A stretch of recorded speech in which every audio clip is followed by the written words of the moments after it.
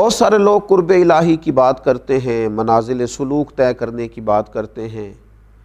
ان رستوں پر سفر کرنے کی بات کرتے ہیں جو رستے انسان کو اللہ تبارک و تعالیٰ کے قریب کر دیں، نبی پاک صلی اللہ علیہ وسلم کی بارگاہ کی حضوری اسے عطا کریں۔ اور پھر دیکھا گیا ہے کہ اس میں لوگ کئی دفعہ بڑا گہرا فلسفہ بیان کرنے کی کوشش کرتے ہیں، اس میں کئی دفعہ لوگ ایسی باتیں کرنے کی کوشش کرتے ہیں جو کئی دفعہ اجنبی سی محسوس ہوتی ہیں،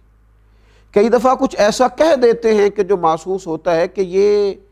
تو شاید سننے والا سمجھتا ہے کہ یہ تو بڑی دور کی بات ہے، ہم تو شاید کبھی پہنچ ہی نہیں سکیں گے۔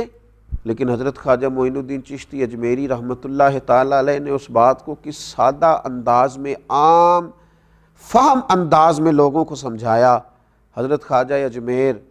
رحمۃ اللہ تعالیٰ علیہ فرماتے ہیں کہ ایک شخص نے میرے مرشد حضرت خواجہ عثمان ہانوری رحمۃ اللہ تعالیٰ علیہ سے پوچھا تھا،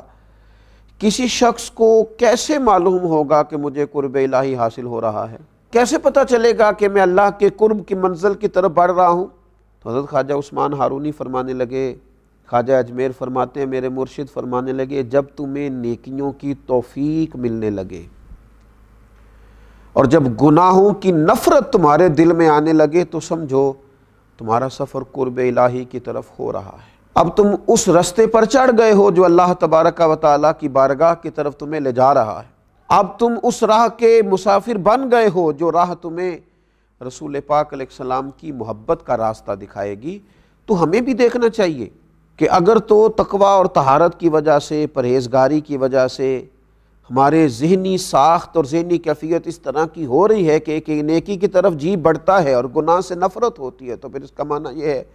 کہ قرب الہی کا کچھ نہ کچھ سفر اللہ کی توفیق سے میسر آ رہا ہے۔ اور اگر ایسا نہیں ہے تو پھر ساری باتیں ہیں، پھر ساری گفتگو ہے۔